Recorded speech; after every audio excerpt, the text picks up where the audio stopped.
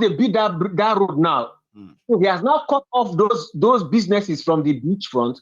Then he will now go and sample the other side of the road. It will now be a new beachfront. Yes. Where his business will now take over. That means this guy wants to take the whole beachfront from Lagos to wherever. This is very bad. And they have to destroy an already existing business to do that. And they also destroy people's homes to achieve that. Okay. And they are not listening to the voice of reason, by the way. But when I think all these things, and just what comes to my mind. You remember when I showed this? If you check your screen right now, Prince, right? You will see this, okay? Remember, you mentioning about the road next to water or not another, right? There is actually an existing road where it was meant to be expanded and then stretched over so that they can save all these businesses here, okay? Exactly. But they choose to come here deliberately. Then they now, after demolishing those businesses, they now went to after demolishing those businesses, they now go and connect to that road again. Again, yes. They will now go and connect in the front. When they could have spared all these people, right? Do the road on the back there, demolish some few demolition over there, right? And then just keep going straight. And then anything that is on the right of way, which is the original plan, now they have resorted into using media guys to spread propaganda and turn it into Igbo versus Yoruba thing now. So that Baba, you know what? All of us will be distracted. And we can forget about it in a few days. You know what? Prince. And when this man bought that land, did you see the video? There was one video they did about the man's business when he was thriving. When this man bought the land, that place was bush. I said he also reclaimed some of the water himself.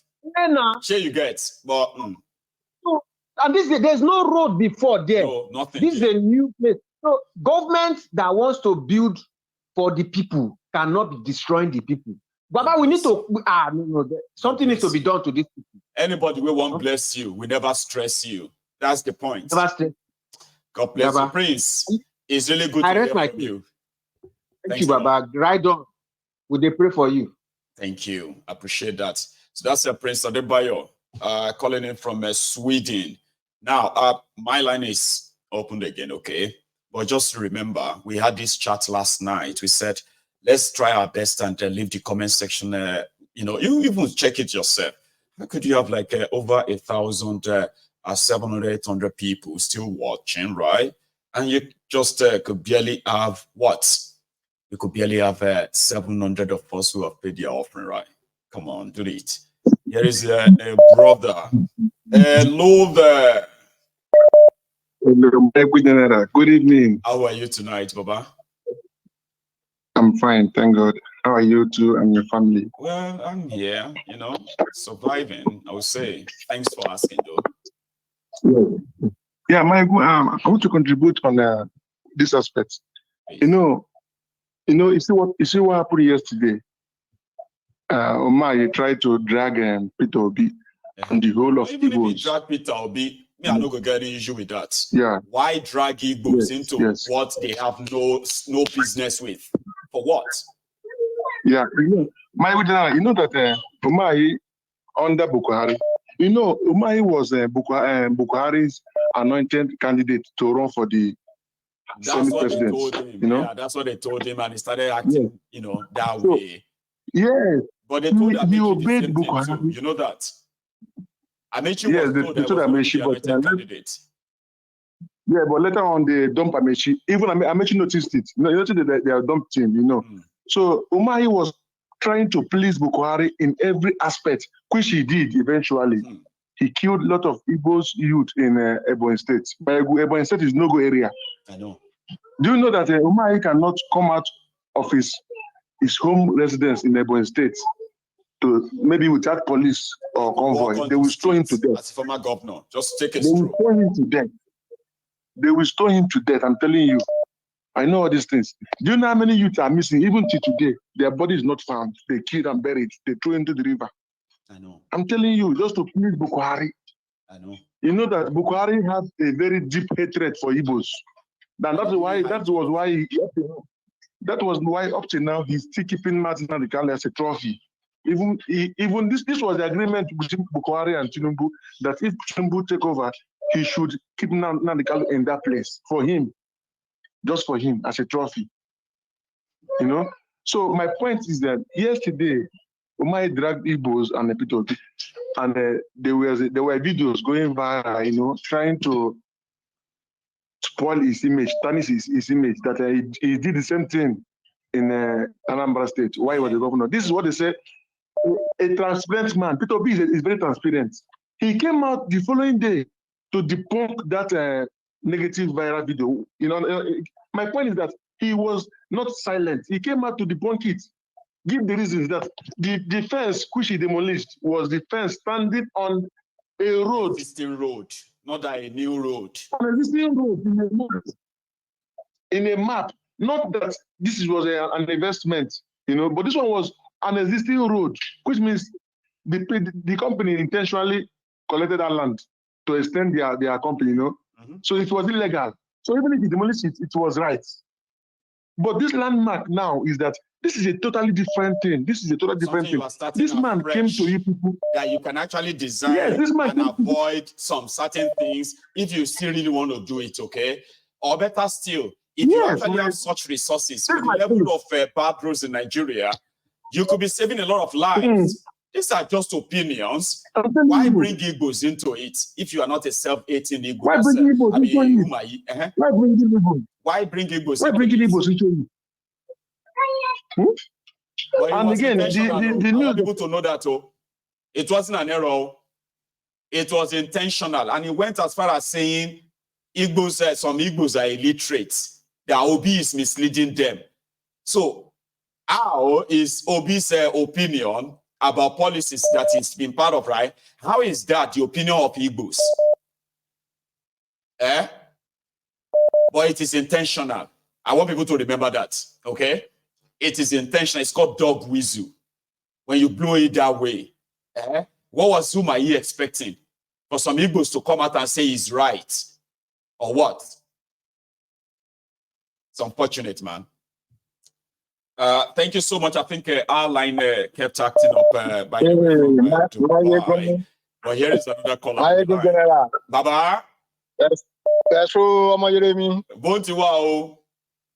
Ajusere o. Àṣẹ o bá mi. Àṣẹ o. Ami chakiti o. Àṣẹ o, àṣẹ o. Àtiwọnẹ o. My ego. It's a pity for Yoruba. It's a pity for Yorubas. This is where we are, sir. Some people are still saying Tinubu is our is our man. And they still rely on him that is going to perform miracle for them. And instead of that, they don't know Tinubu, they don't understand Tinubu.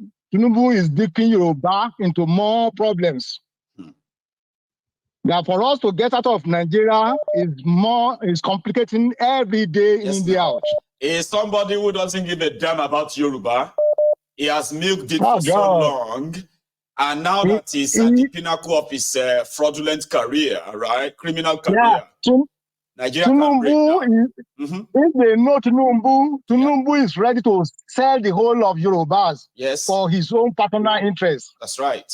And people, very annoying, people will still be saying, people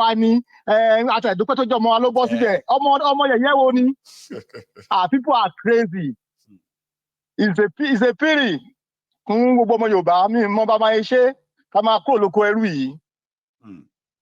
So, well, just keep on doing what you are doing. Your program is very educative, and God will continue to strengthen your power. Amen. To forge ahead. Amen. Thank you. But it's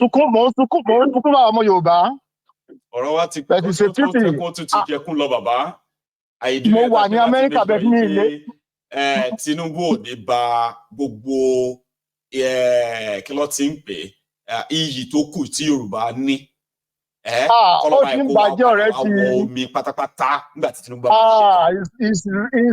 fact, he's damaging it more than Buhari. By the time it's done, I hope some of us Yorubas, we would have enough courage to walk in the open with our head high and still claim that we are that intelligent, most educated, well-traveled Yorubas that we're hearing about.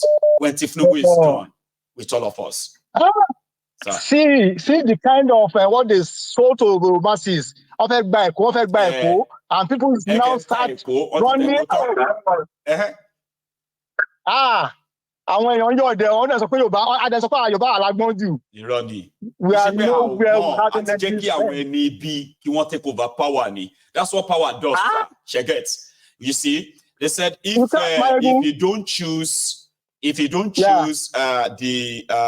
right people to lead you, you see those wrong people that have been chosen, they will make laws that you must obey. Can you believe Yoruba campaigner on campaign for APC during that election?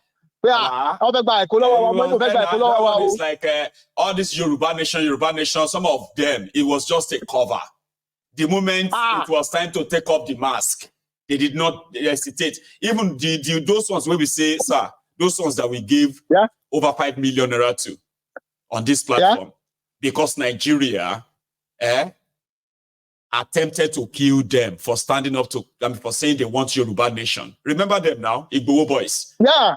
We gave them we gave them over 5 million naira on this platform. 5 million naira cash. I know. I gave them. I know now. Sir. I know. When they were doing the inauguration for Kolu in Abuja, they were there. They actually had Ankara. Yeah.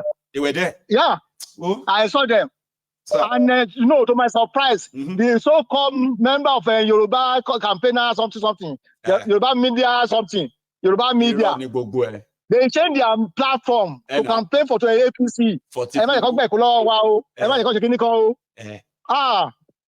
Yoruba. Baba,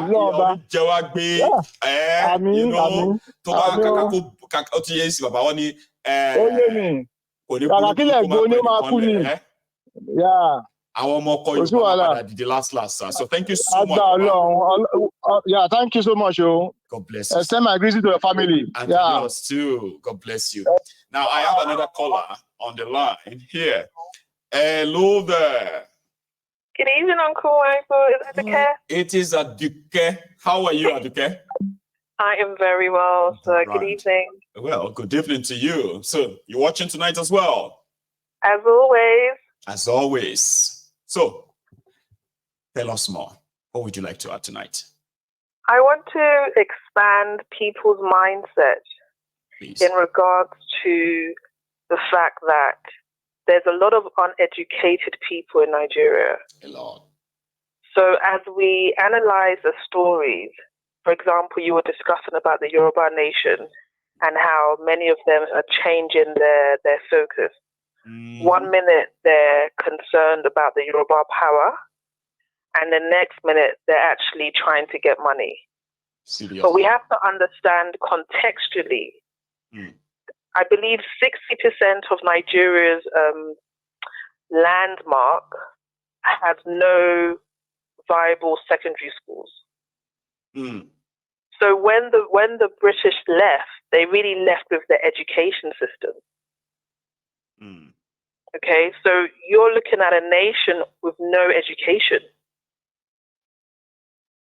The Yorubas was miseducation. I usually say that myself. Like, what we call education in Nigeria right now is actually social conditioning, or what they call the social engineering, to just make people live and exist in a certain way, not independent-minded. Because the education they are giving to them, it's never going to make their minds independent. I passed through the system myself, and I promise you, it is total conditioning, not education. Yes, and so the average Nigerian doesn't have electricity. So if I don't have electricity, where am I going to watch the news? If I leave my house, I'm trying to get to work on time. I don't have a phone. The average Nigerian does not have a phone. I don't think people know this. They don't have the mobile phones they have. It's just the basic mobile phone. There's no Wi-Fi. Right. So you're thinking from a Western perspective. When I say you, I mean we as a community. We're thinking from a Western perspective, and we're saying, why don't these people do something? But the average Nigerian does not have access to what you have access to. By the time the average Nigerian, maybe he's a cleaner, he's a security guard, he gets to work, he cannot read, He's thinking about what to eat for lunch. He's thinking about how to pay his son's 500 naira a month school fee. So where is he going to get information about what is going on in Nigeria? Probably not going to be interested. At all. So when we complained about why are those people living under the bridge, where else would they go? Where else would they go? Where are they going to go? So in our anger, I just encourage us all to think critically. And let's take that anger to a narrative that actually impacts us and gets us thinking. Let's not think about ourselves. The average Nigerian does not have electricity. Do you know what that is in 2024? You don't have electricity. It is a big disadvantage. We can all agree. So where are they going to get the news? Where are they going to get this information? Where are they going to get it? They cannot even read. So should I buy a newspaper for 500 naira when I can't even eat? No. That's deeper. And even those who probably could read, they themselves are not much different from those who can read, right? Because the situation in that place has now turned to people are just thinking about the next meal. You know what I mean? Like they are not even planning to do anything, like impactful on their own immediate community or the society at large. They're just interested in what are we going to eat tomorrow morning? Tomorrow morning, what am I going to eat tonight? Or tonight. How am I going to get home?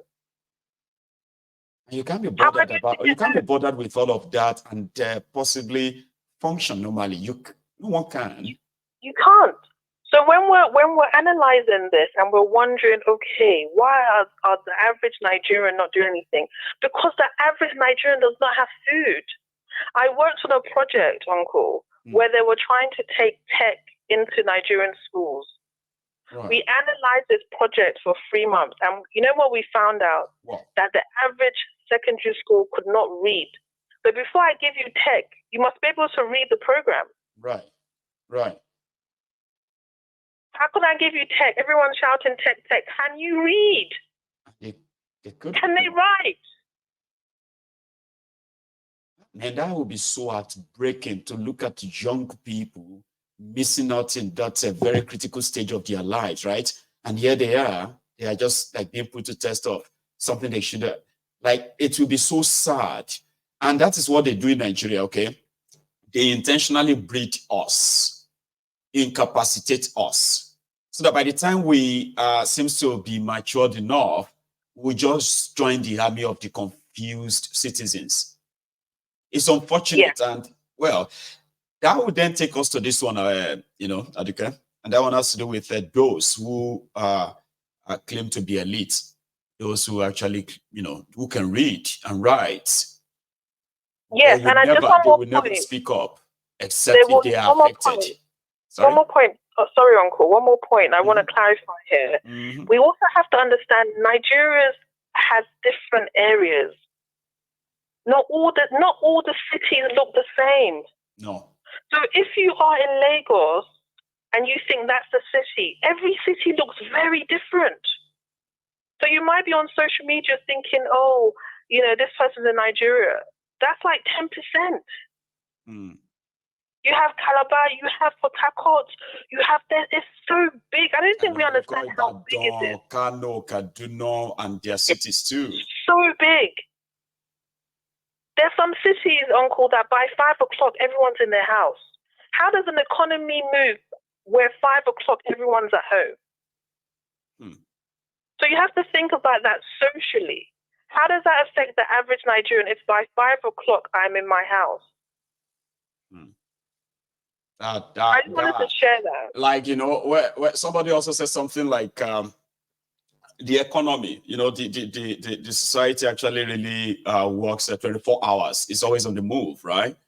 But you have places in Nigeria where it is permanently expected to be shut around latest by 7. Anything above that, you might be taking some risk. So that then raised that question again. How do you really expect the country to move if you operate that way? But they don't want the country to move. It's a tough one. I know. Yeah. Aduke, you've raised another vital, point tonight, right? Thank you so much for watching. Critical thinking. Thank you, Uncle. Critical thinking.